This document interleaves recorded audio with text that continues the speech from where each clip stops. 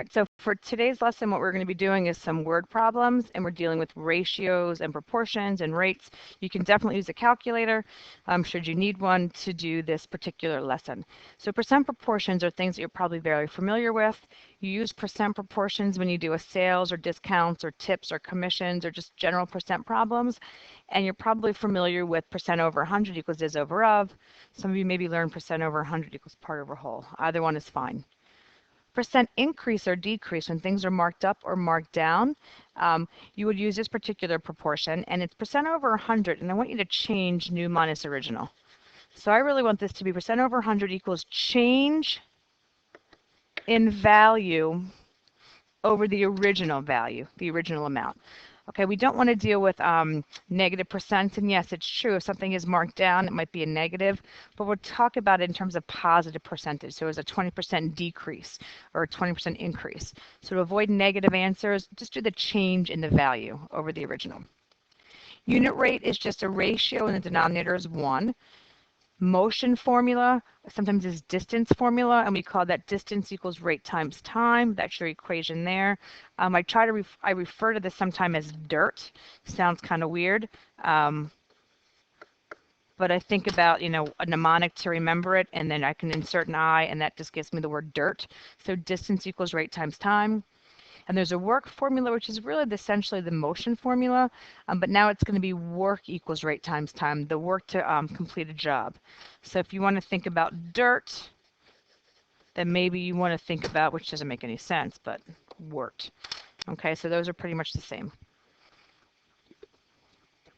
So on the first problem, set up an algebraic proportion or an equation, if that's what you prefer to do, and solve. Carlos purchases a sweater which is on sale for 30% off. The original price of the sweater is $54. How much does he spend on this particular sweater? Well, it's 30% off of $54. So percent proportion would say percent over 100, 30 over 100 equals is, which we don't know. The sweater costs $54, but if you reword this, it's saying 30% is the discount off of $54. So the 54 really is the of. When you cross multiply, and again, feel free to use your calculator. When you cross multiply, you're going to get 100x equals 1,620. Divide both sides by 100, and x equals 16.2. Well, 16.2 is the discount. That's the money that comes off. Okay, because don't forget, X is standing for the money taken off. So what you need to do is say, okay, well, how much am I paying for this sweater? Well, the sweater that originally cost $54, the discount, the 30% discount, is $16.20 taken off. The cost that Carlos will pay for his sweater is $37.80. When you do word problems, make sure your answer makes sense. $16.20 is way more than 30% off. It's way more than half off. That answer, $16.20, wouldn't make sense for the total cost. That's why you're subtracting. There were 75 members in the drama club last year, but there are only 65 this year.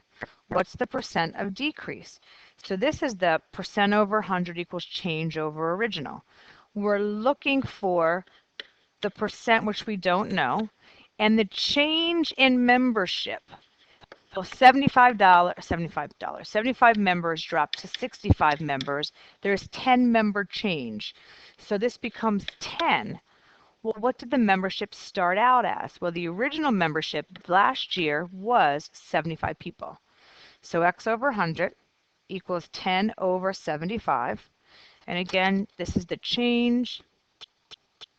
This is the original. Cross multiply here, and you get 75x equals 1,000. Divide both sides by 75, and you'll get a repeating decimal. You need to show that whole decimal, which means 13.3 repeating percent. That's the percent decrease, the change in membership.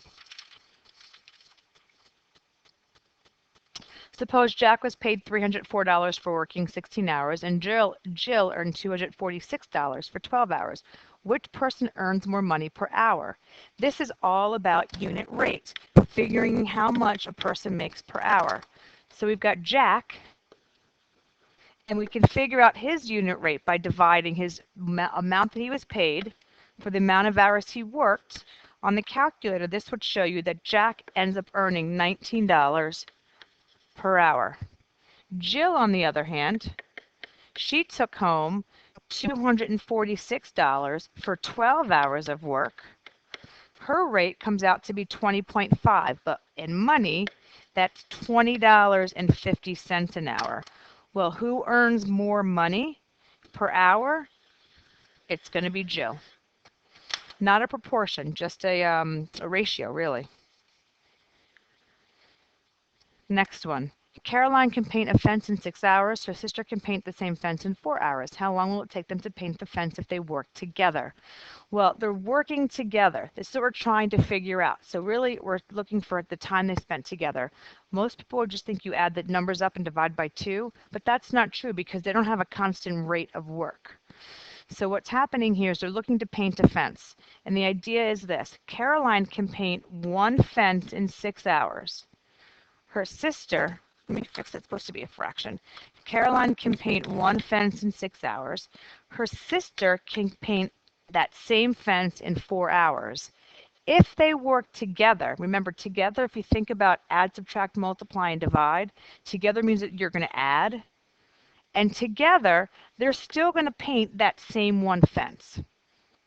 So what we're looking to find is how long it takes them to work together. So this is their time together. That's the unknown.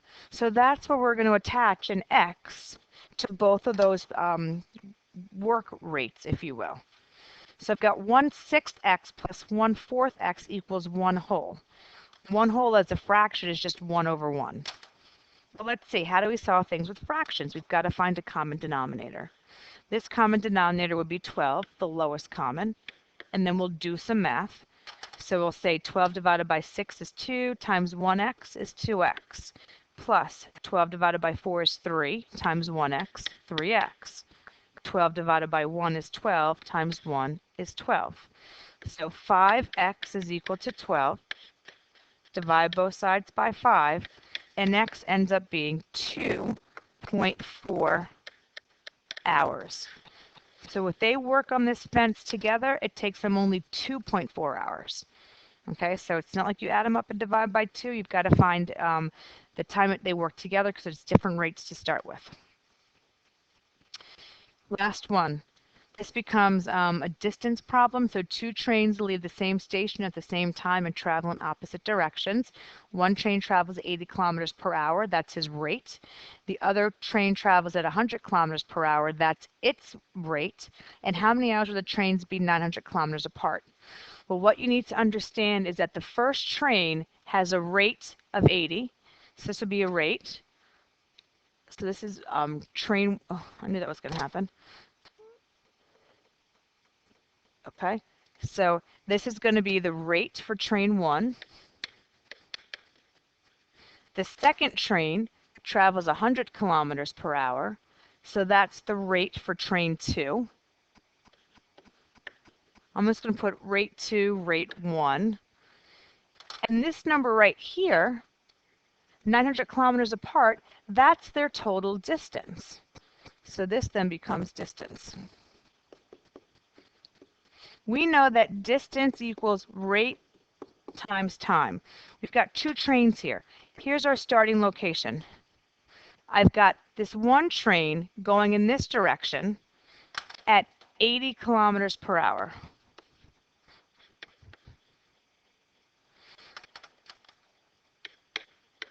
I've got the other train going in this direction at 100 kilometers per hour. When these trains get to their destinations, they are exactly 900 kilometers apart, which is their distance.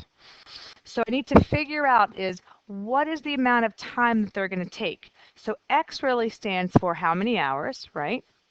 So X equals hours. And then I say, well, my train 1 is my 80 kilometer per hour train. I travel a rate of 80 kilometers per hour, but how many hours am I taking to get there? Plus my train 2, which travels 100 kilometers per hour, but how many hours does it take me to get there? And when both trains travel, the distance apart they are is 900 kilometers. So distance equals rate times time. Combine like terms, 180x equals 900. Divide by 180, divide by 180, and x equals 5 hours. It's going to take the trains 5 hours to be exactly 900 kilometers apart. That's it. So good luck on the homework.